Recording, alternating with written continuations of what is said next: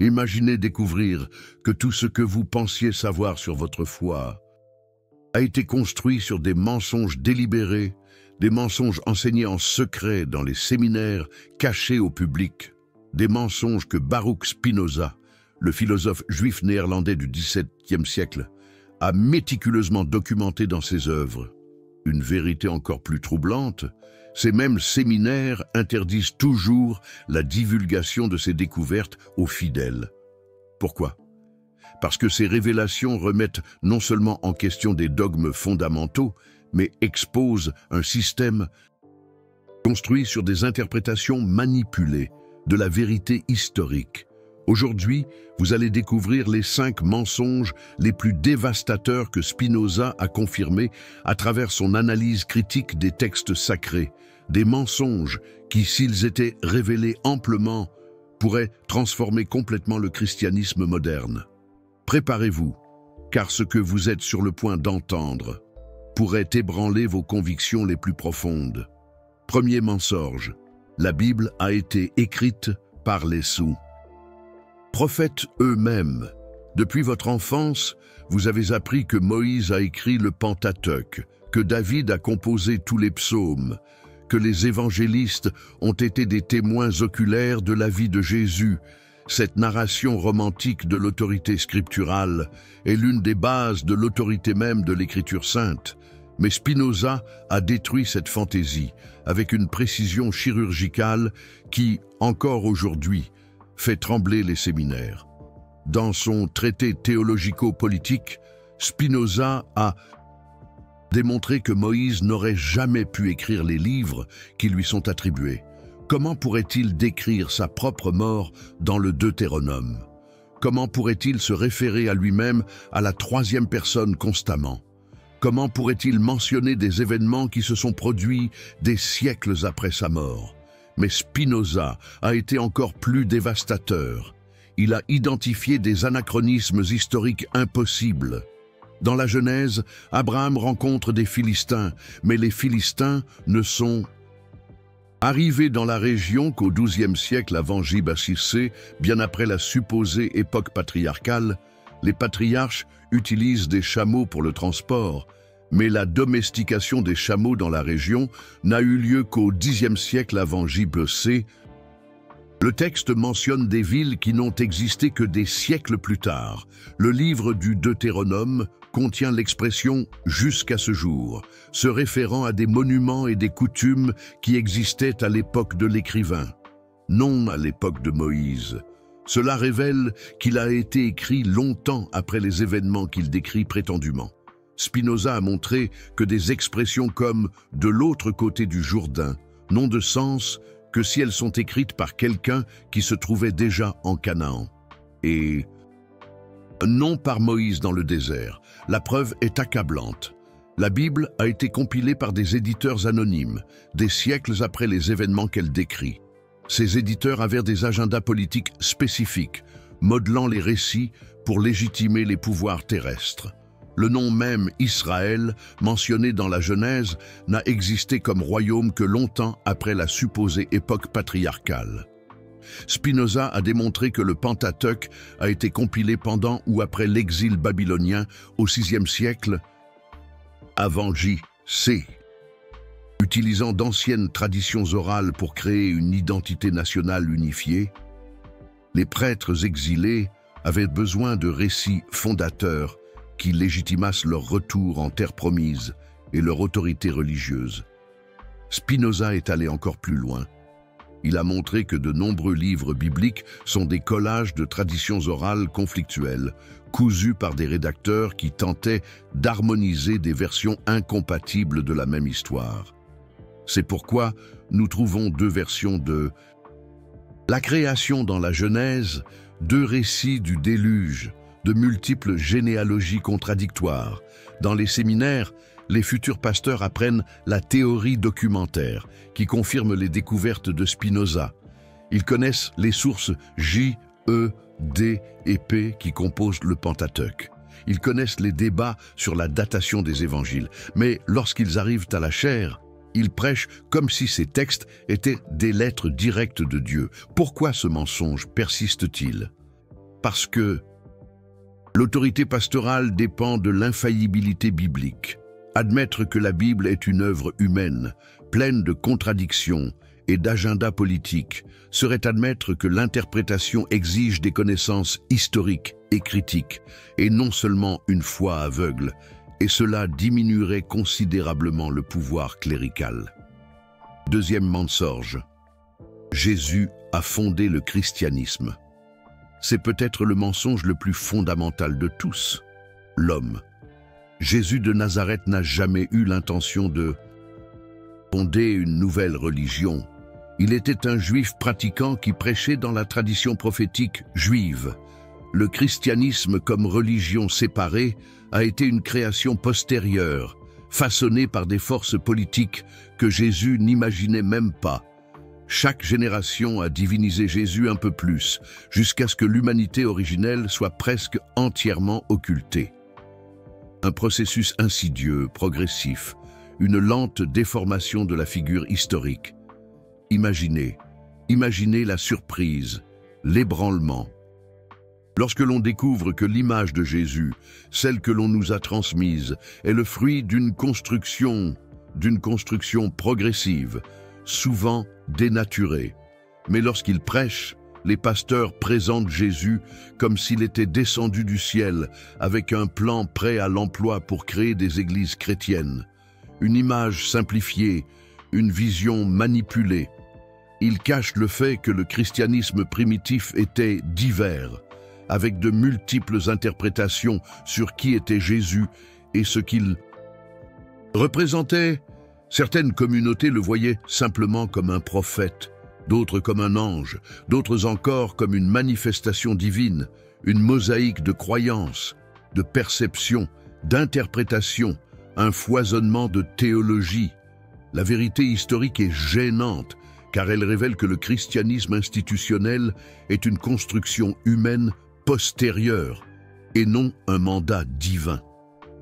Reconnaître cela signifierait admettre que beaucoup de ce que les églises enseignent sont des interprétations spécifiques d'une tradition et non des vérités absolues dictées par le fondateur lui-même. Une vérité dérangeante, une vérité que l'Église a systématiquement cherché à dissimuler, à enfouir au plus profond de ses archives. Troisième mensonge, la doctrine de la Trinité est biblique. Aucune doctrine chrétienne n'est plus centrale et simultanément plus absente des Écritures originales que la Trinité. Spinoza, avec une précision chirurgicale, a démontré que cette doctrine complexe était un développement théologique tardif, forgé à travers des siècles de débats et décidé par des critères politiques et non par une révélation divine, une conclusion radicale, une remise en question fondamentale de la source même de la foi chrétienne. Le mot Trinité n'apparaît pas dans la Bible. Jésus ne l'a jamais enseigné. Les apôtres ne l'ont jamais prêché. Même Paul, qui a divinisé Jésus, n'a jamais articulé une doctrine trinitaire claire. Les passages utilisés pour défendre la Trinité sont des interprétations forcées de textes qui, lus dans leur contexte, signifient des choses complètement différentes. Des interprétations tendancieuses, des extrapolations abusives. Spinoza a montré comment les premiers chrétiens avaient des visions radicalement différentes sur la nature de Jésus. Certains étaient ariens, croyant que Jésus était subordonné au Père. D'autres étaient modalistes, pensant que le Père, le Fils et le Saint-Esprit n'étaient que des manifestations différentes de la même divinité. D'autres encore étaient adoptionnistes, enseignant que Jésus était un homme adopté par Dieu. Un éventail de croyances, de théories, de conceptions. Les documents historiques révèlent l'étendue de ces divergences. Les gnostiques avaient des dizaines d'évangiles alternatifs avec des christologies radicalement différentes. Les ébionites rejetaient complètement la divinité de Jésus. Les docétistes niaient son humanité. Les marcionites distinguaient entre le Dieu de l'Ancien Testament et le Père de Jésus. Chaque groupe avait ses propres écritures, ses propres traditions, ses propres interprétations. un véritable chaos théologique. Spinoza a observé que le choix de l'orthodoxie trinitaire était purement politique. Arius, le prêtre alexandrin qui niait la pleine divinité de Jésus, avait un soutien massif parmi les évêques d'Orient. Ces positions étaient bien fondées bibliquement. Jésus se soumet clairement au Père dans les évangiles, prie le Père, confesse. Son ignorance quant à la fin des temps, comment peut-il être égal au Père s'il lui est subordonné? Une question cruciale, une question qui remet en cause l'édifice même de la doctrine trinitaire. La doctrine trinitaire n'a pas triomphé parce qu'elle était plus biblique ou plus vraie. Elle a triomphé parce que l'empereur Constantin l'a approuvée au concile de Nicée en 325 après J. Ce ne fut pas un événement religieux mais politique. Constantin avait besoin d'unifier l'Empire par le biais d'une religion unifiée, et il a choisi la version du christianisme qui servait le mieux ses propres buts impériaux, une décision politique, une stratégie impériale. Mais même à Nicée, la victoire fut marginale. Le credo de Nicée original ne mentionne même pas le Saint-Esprit comme divin. Cette addition n'est venue qu'au concile de Constantinople en 381, après J. C. Et le langage utilisé, homoousios, de même substance, était de la pure philosophie grecque, complètement étrangère à la pensée biblique hébraïque.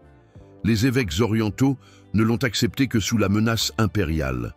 Une soumission forcée, une adhésion contrainte, la persécution des hérétiques ariens qui a suivi a révélé le véritable caractère politique de la décision. Des milliers ont été exilés, emprisonnés, tués. Des livres ont été brûlés. Des églises ont été confisquées. L'orthodoxie trinitaire a été imposée par la force impériale et non acceptée par conviction théologique, une vérité terrible, une réalité cruelle. Dans les séminaires, les futurs pasteurs étudient l'histoire des conciles. Ils apprennent les controverses christologiques.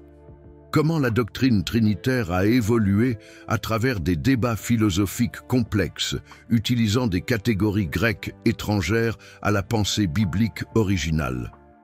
Ils savent que de nombreux chrétiens primitifs ont été persécutés et tués pour avoir rejeté cette doctrine imposée, une histoire cachée, une vérité enfouie.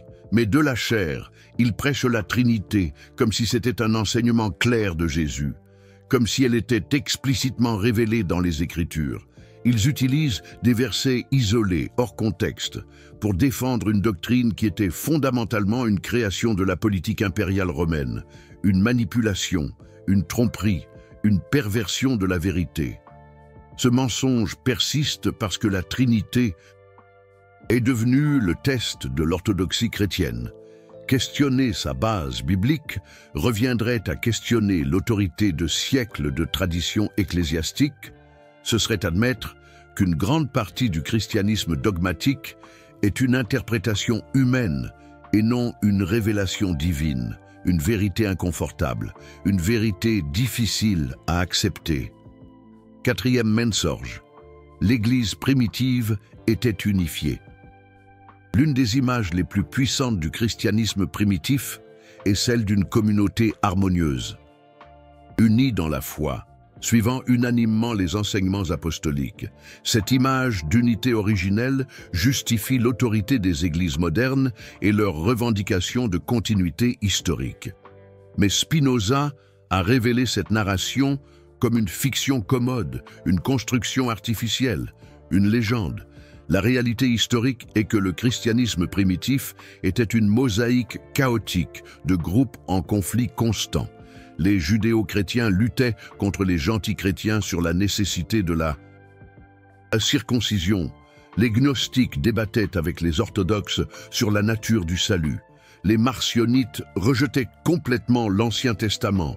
Les montanistes revendiquaient des révélations prophétiques continues, un véritable bouillonnement d'idées, de conflits, de divergences. Spinoza a montré comment les lettres de Paul révèlent ces tensions. Paul réprimande constamment les communautés pour avoir suivi d'autres évangiles. Il attaque directement les apôtres originaux les qualifiant de faux apôtres. La célèbre mésentente entre Paul et Pierre à Antioche montre que même les leaders fondamentaux n'étaient pas d'accord sur des questions fondamentales, des dissensions au cœur même de la communauté. Les évangiles reflètent également ces divisions. Chacun présente une version différente de Jésus, destinée à des communautés aux théologies distinctes. Matthieu souligne la continuité avec le judaïsme. Marc se concentre sur la souffrance messianique. Luc universalise le message. Jean crée une christologie hautement développée. Ce ne sont pas des différences superficielles, mais des réflexions de christianisme fondamentalement différents, des interprétations multiples, des visions contrastées. Pendant les 3 premiers siècles, des dizaines d'évangiles, de lettres et d'apocalypses circulaient parmi les communautés chrétiennes. Chaque groupe avait ses propres écritures, ses propres traditions, ses propres interprétations de Jésus. Le canon biblique actuel n'est qu'une sélection tardive, faite par une faction qui a réussi à obtenir le pouvoir politique, une sélection arbitraire, une sélection partisane. Spinoza a analysé cette cacophonie de voix chrétiennes primitives avec un fascinant esprit scientifique. Les gnostiques avaient l'évangile de Thomas, rempli de paroles secrètes de Jésus qui contredisaient les évangiles canoniques. L'évangile de Pierre montrait un Jésus docette qui n'a pas vraiment souffert sur la croix. L'évangile de Marie-Madeleine la dépeignait comme la disciple préférée, créant une lignée apostolique féminine, une multitude de récits, une pluralité d'interprétations, un véritable labyrinthe. Chaque communauté adaptait la figure de Jésus à ses besoins théologiques et sociaux.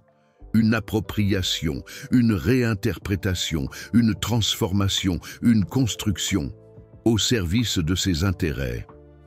Les Ébionites, chrétiens juifs, considéraient Jésus comme un messie humain observant la loi. Les Marcionites, eux, rejetaient toute connexion avec le judaïsme, créant un Jésus étrangère, venu sauver l'humanité du Dieu cruel de l'Ancien Testament. Quant aux Valentiniens, ils élaborèrent des mythologies complexes où Jésus était un néon divin descendu pour révéler un savoir secret. Cette unité que nous connaissons aujourd'hui est un artefact de victoire politique postérieure. Constantin n'a pas choisi la version la plus vraie du christianisme, mais la plus utile à ses ambitions impériales, une religion unifiée, avec une hiérarchie claire, une doctrine fixe et une autorité centralisée étaient parfaites pour administrer un empire aussi vaste et diversifié. Les alternatives chrétiennes, avec leurs tendances égalitaires et mystiques, étaient politiquement inconvenantes. Dans les séminaires, les étudiants apprennent cette diversité primitive. Ils étudient les évangiles gnostiques découverts à Nag Hammadi. Ils analysent les différents courants du christianisme primitif. Ils comprennent comment l'orthodoxie chrétienne s'est construite par la suppression violente des alternatives. Ils découvrent aussi le caractère politique et non spirituel du processus de canonisation. Le Nouveau Testament actuel n'a été finalisé qu'au IVe siècle, choisi parmi des centaines de textes rivaux. Des critères comme l'orthodoxie apostolique était circulaire, apostolique était ce qui concordait avec l'orthodoxie déjà établie. De nombreux textes ont été exclus, non pas parce qu'ils étaient faux, mais parce qu'ils contredisaient la théologie dominante, mais dans les églises, cette complexité disparaît. Le récit se simplifie en une progression linéaire. Jésus a enseigné, les apôtres ont prêché. L'Église a fidèlement préservé le message. Toute divergence est présentée comme une hérésie postérieure, et non comme une preuve de la diversité originelle. Ce mensonge est crucial pour l'autorité ecclésiastique. Admettre que le christianisme primitif était diversifié et conflictuel reviendrait à admettre qu'il n'existe pas de version pure, originelle à restaurer. Il faudrait reconnaître que toute forme de christianisme est une interprétation spécifique et non la préservation d'une tradition unifiée. Cinquième mensonge. La Bible est historiquement fiable. C'est le mensonge qui soutient tous les autres. L'idée que la Bible est un récit historique précis des événements qu'elle décrit est fondamentale pour l'autorité chrétienne. Mais Spinoza a démoli cette prétention avec une analyse impitoyable des incohérences, des anachronismes et des impossibilités historiques présentes dans les textes bibliques. Spinoza a montré que de nombreuses narrations bibliques sont des constructions théologiques et non des reportages historiques. L'Exode, par exemple, aurait impliqué 2 millions d'Israélites errant dans le désert pendant 40 ans. Or, il n'existe aucune preuve archéologique d'une telle migration massive. Le désert du Sinaï a été extensivement fouillé, sans révéler de traces de encampement ni de cimetière de cette ampleur. Les généalogies bibliques sont mathématiquement impossibles. En suivant les lignées de la Genèse, la création aurait eu lieu il y a seulement 6000 ans.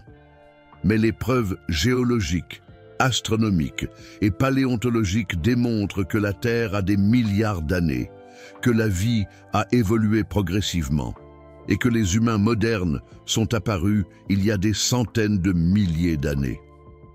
Les récits des règnes de David et de Salomon décrivent un empire puissant s'étendant de l'Égypte à l'Euphrate. Or, les archives assyriennes, babyloniennes et égyptiennes de l'époque ne mentionnent pas ce prétendu empire.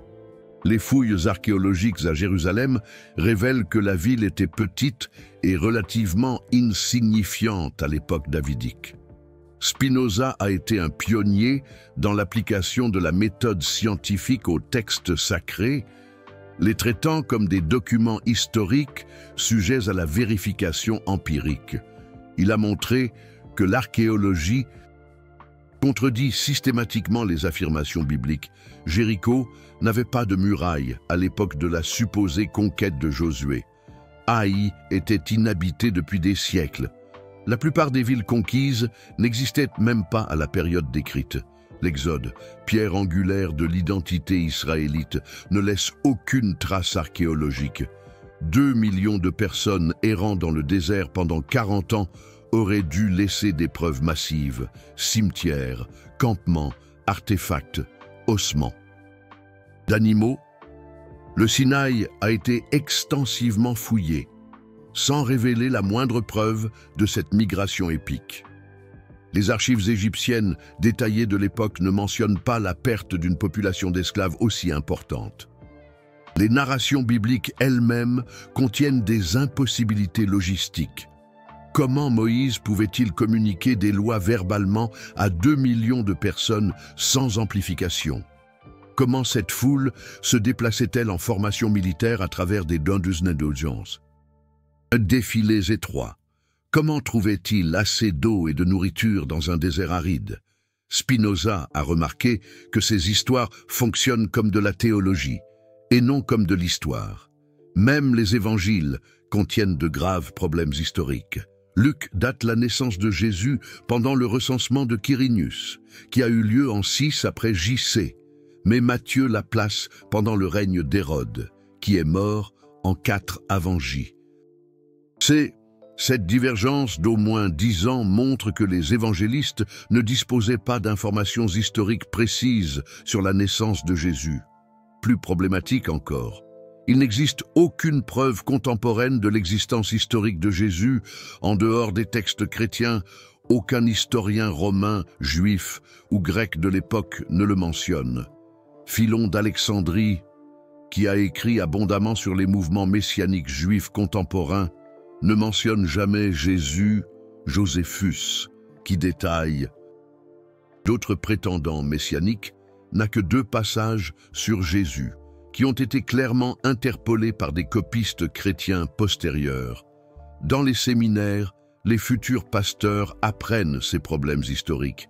Ils étudient la critique biblique, l'archéologie du Proche-Orient, l'histoire ancienne. Ils savent que la Bible est une littérature religieuse et non une histoire moderne.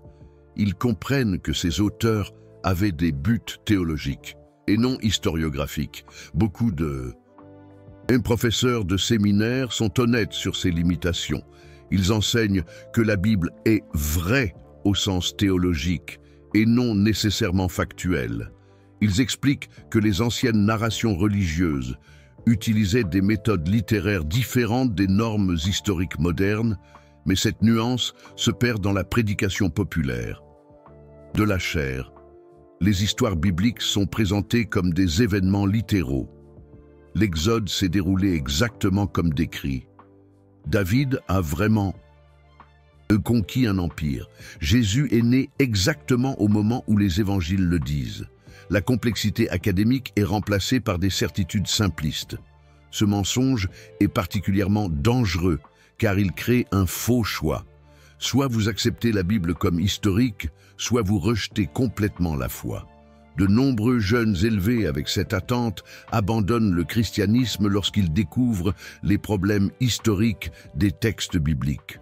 Ils n'ont pas été préparés à une foi plus sophistiquée qui puisse reconnaître les limitations historiques sans perdre sa valeur spirituelle. Le prix de l'honnêteté intellectuelle. Spinoza a payé un prix terrible pour son honnêteté intellectuelle. En 1656, à l'âge de 23 ans, Baruch Spinoza fut excommunié de la communauté juive d'Amsterdam, avec une malédiction d'une rare sévérité. Qu'il soit maudit le jour et maudit la nuit, maudit lorsqu'il se couche et maudit lorsqu'il se lève, maudit lorsqu'il sort et maudit lorsqu'il entre. Sa famille le rejeta, ses amis l'abandonnèrent. On tenta même de l'assassiner, mais Spinoza ne recula pas. Il poursuivit ses recherches, développant des méthodes de critique textuelle qui révolutionnèrent l'étude de la Bible. Ses intuitions sur la multiplicité des auteurs, la datation tardive et les contradictions internes furent confirmées par des siècles de recherches ultérieures. Il avait raison. Mais il paya le prix d'être en avance sur son temps. La communauté chrétienne réagit avec une fureur égale. Ses livres furent bannis, brûlés, censurés. Les universités refusèrent d'enseigner ses idées. Les églises le dénoncèrent comme un agent du diable. Même aujourd'hui, 3 siècles plus tard, de nombreux séminaires évitent ses conclusions les plus dévastatrices, préférant des euphémismes académiques à des vérités inconfortables. Pourquoi ces mensonges persistent-ils? Vous connaissez maintenant les 5 mensonges fondamentaux que Spinoza a dénoncés il y a plus de 3 siècles. Des mensonges que les séminaires connaissent, mais dont ils interdisent à leurs diplômés de partager. La question inévitable est « Pourquoi cette malhonnêteté intellectuelle perdure-t-elle » La réponse est simple, le pouvoir.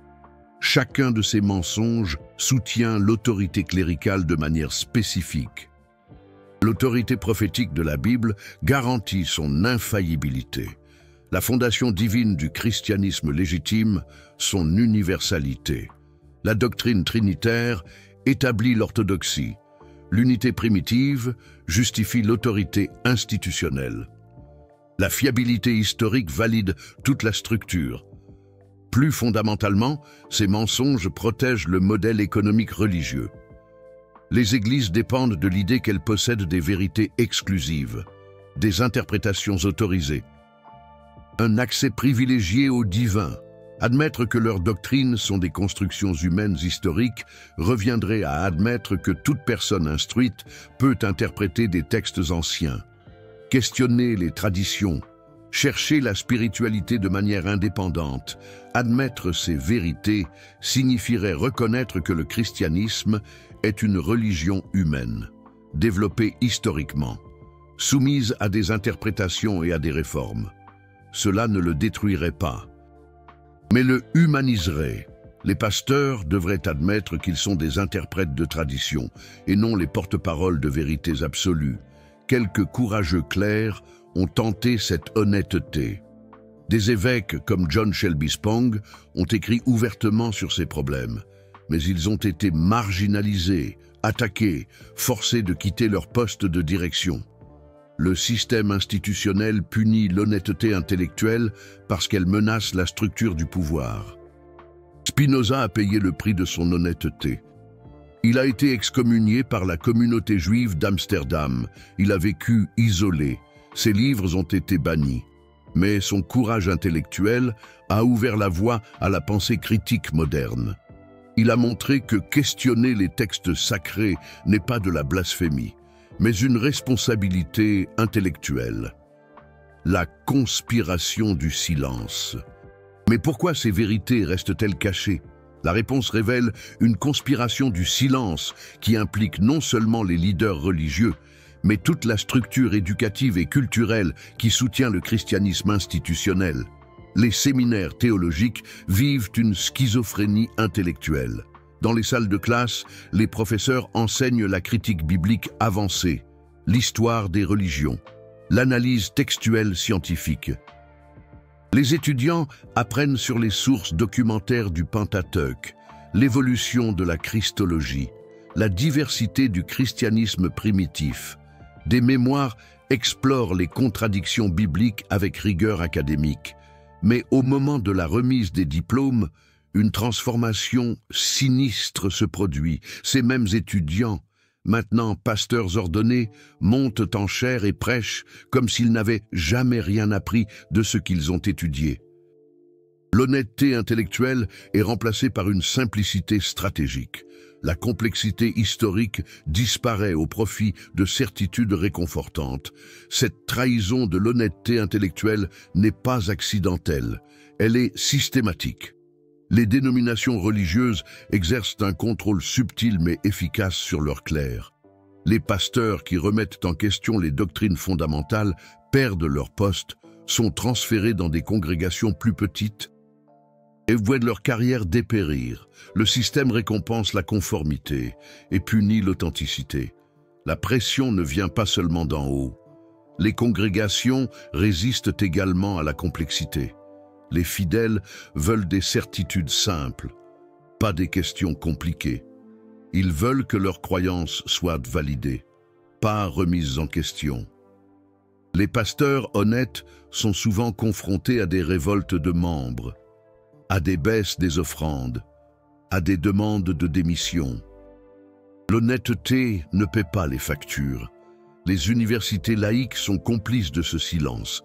Les départements d'études religieuses évitent souvent les conclusions qui pourraient offenser les communautés religieuses locales. Le financement, les dons et les relations publiques importent plus que la vérité académique. Les chercheurs apprennent à utiliser un langage diplomatique, à adoucir les découvertes gênantes, à éviter les confrontations directes avec l'orthodoxie religieuse. Les médias dominants participent également à cette conspiration du silence. Les journalistes traitent les affirmations religieuses avec une déférence particulière, évitant l'examen critique appliqué à d'autres domaines de la vie publique.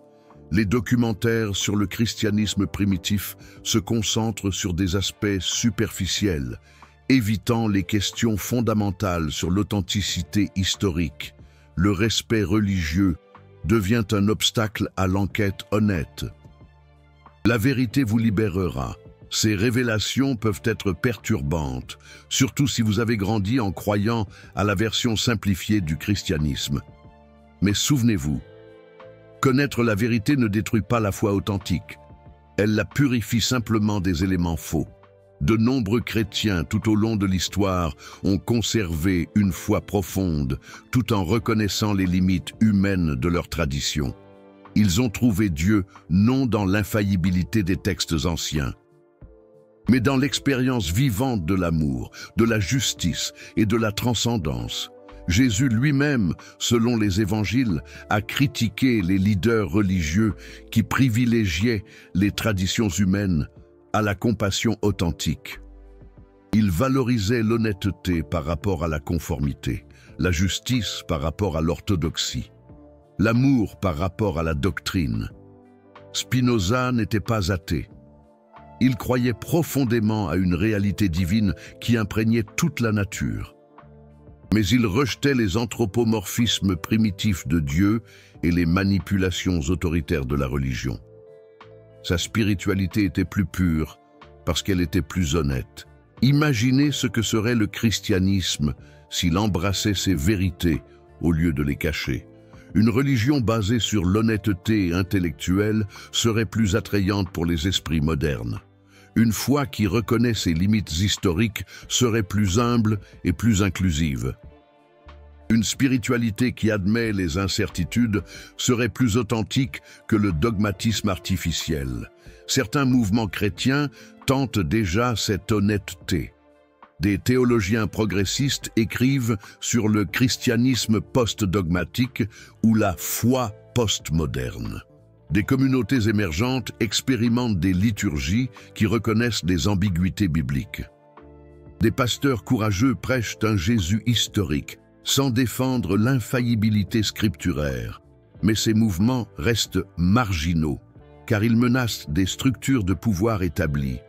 Les églises traditionnelles les attaquent, les qualifient de libéraux ou d'hérétiques. Les fondamentalistes se mobilisent contre toute remise en question de l'orthodoxie.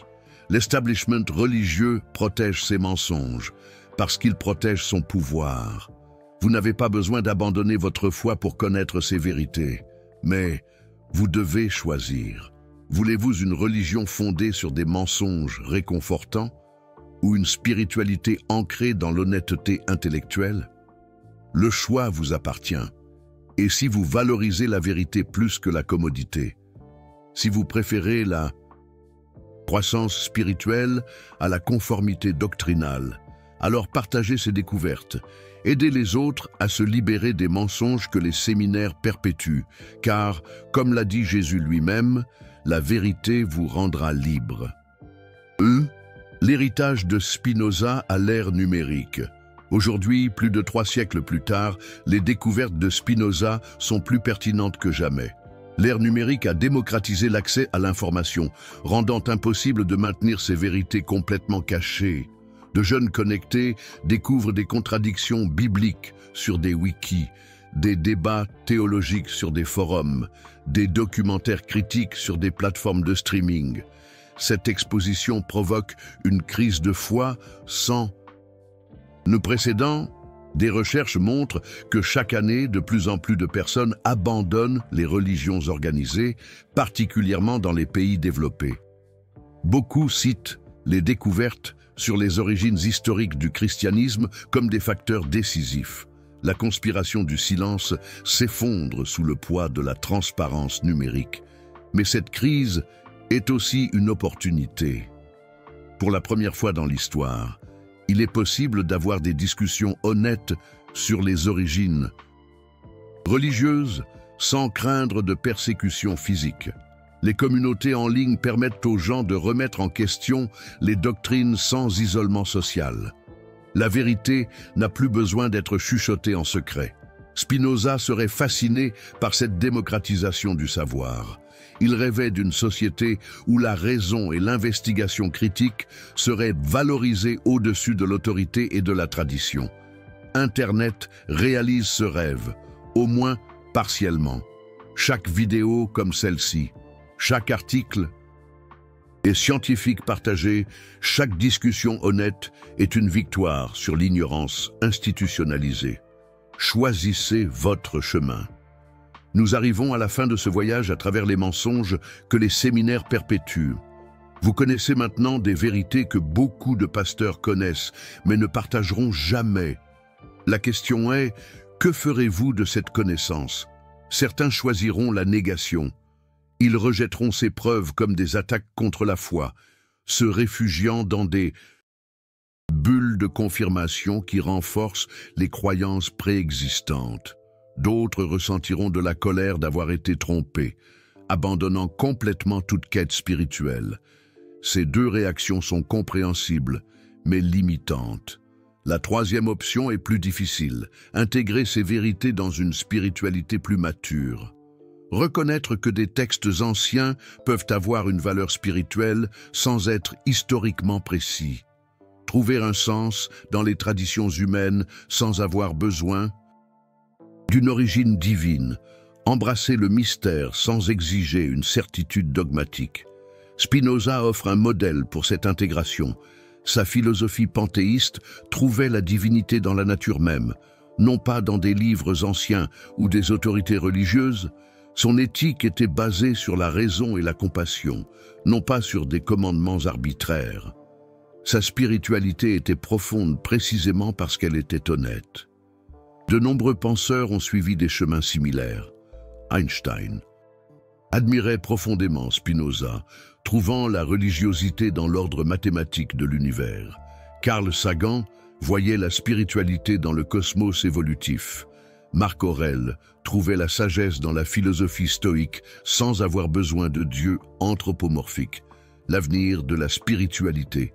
Les mensonges exposés aujourd'hui ne représentent pas la fin de la religion, mais son avenir, une spiritualité honnête, basée sur les preuves et la raison, serait plus robuste que des dogmes fragiles.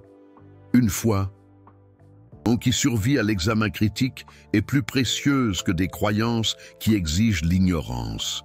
Imaginez des églises qui enseigneraient l'histoire biblique honnêtement, reconnaissant les contradictions et le développement historique. Des pasteurs qui admettraient les incertitudes, explorant les questions spirituelles sans prétendre avoir des réponses définitives. Des communautés centrées sur des valeurs éthiques partagées, non pas sur des doctrines exclusives.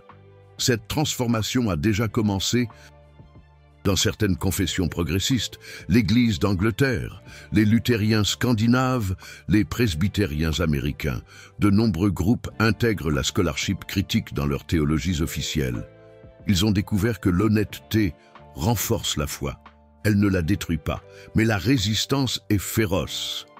Les fondamentalistes mobilisent des ressources massives contre toute remise en question de l'orthodoxie. Les politiciens exploitent les angoisses religieuses pour gagner du pouvoir. Des charlatans vendent des certitudes simplistes à des publics effrayés par la complexité moderne. Cette bataille entre l'honnêteté et la manipulation définira l'avenir spirituel de l'humanité. De quel côté voulez-vous être? Maintenant, j'aime entendre ce que vous en pensez. Lequel de ces 5 mensonges vous a le plus surpris? Suspectiez-vous déjà certaines de ces vérités? Comment votre communauté religieuse réagit-elle lorsque ces questions sont soulevées? Plus important encore, comment ces révélations affecteront-elles votre cheminement spirituel? Rechercherez-vous plus d'informations ou préférerez-vous ignorer les preuves gênantes? Remettrez-vous en question d'autres croyances avec la même honnêteté? Ou protégerez-vous certaines zones de l'investigation critique? Laissez un commentaire pour partager votre expérience. Dites comment la découverte de ces vérités a changé votre perspective.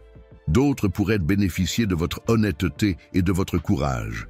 Et si ce contenu a ouvert vos yeux sur des aspects que vous n'aviez jamais envisagés, envisagez de soutenir cette chaîne avec un super merci.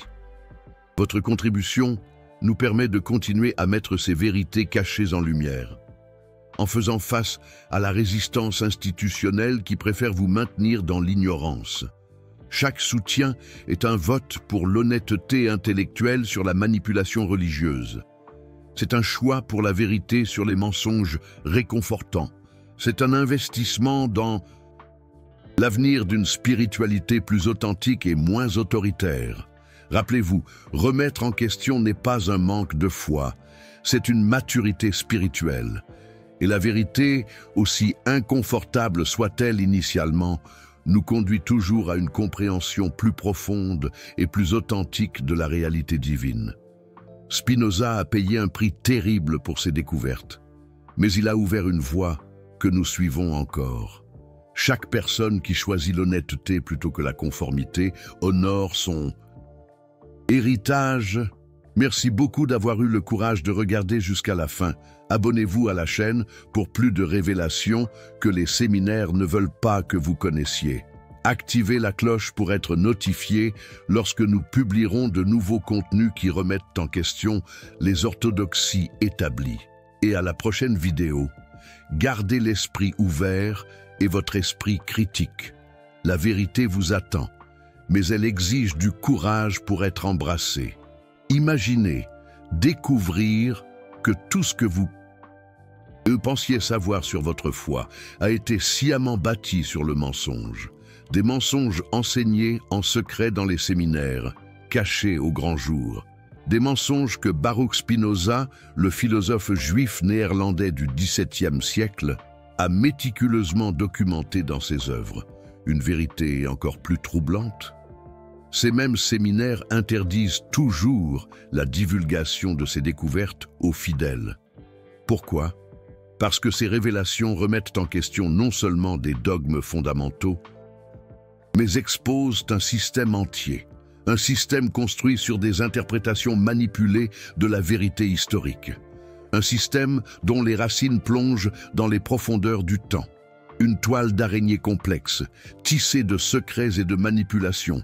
Préparez-vous à un voyage intellectuel intense, un voyage au cœur même de la foi, un voyage qui pourrait bouleverser vos convictions les plus profondes. Car nous allons explorer, à la lumière de la pensée acérée de Spinoza, les 5 mensonges, les plus dévastateurs qui minent le christianisme moderne. Ce sont des vérités que l'Église a systématiquement cherché à occulter. 5 mensonges qui, s'ils étaient révélés au grand jour, pourraient transformer à jamais notre compréhension du christianisme. Nous allons nous confronter à l'héritage de Spinoza, un héritage aussi audacieux qu'inquiétant. Un héritage qui exige de nous courage, lucidité et une profonde remise en question. Préparez-vous à la découverte de vérités longtemps enfouies, à la redécouverte d'une pensée critique essentielle, à la confrontation d'un système de croyances, avec l'outil puissant de la raison, Spinoza, un guide inattendu, mais terriblement pertinent pour notre compréhension du monde et de la foi. Comme le disait Spinoza lui-même, la paix n'est pas l'absence de guerre, c'est une vertu, un état de l'esprit, une disposition à la bienveillance, à la confiance et à la justice. Que cette paix, basée sur la vérité et non sur l'ignorance, guide votre et propre cheminement spirituel, que la lumière de la raison éclaire vos pas et que vous puissiez discerner le vrai du faux avec la précision chirurgicale d'un Spinoza, car il est temps de déconstruire les mythes et de reconstruire une foi authentique, basée sur le savoir et non sur la croyance aveugle. Ce voyage commencera maintenant.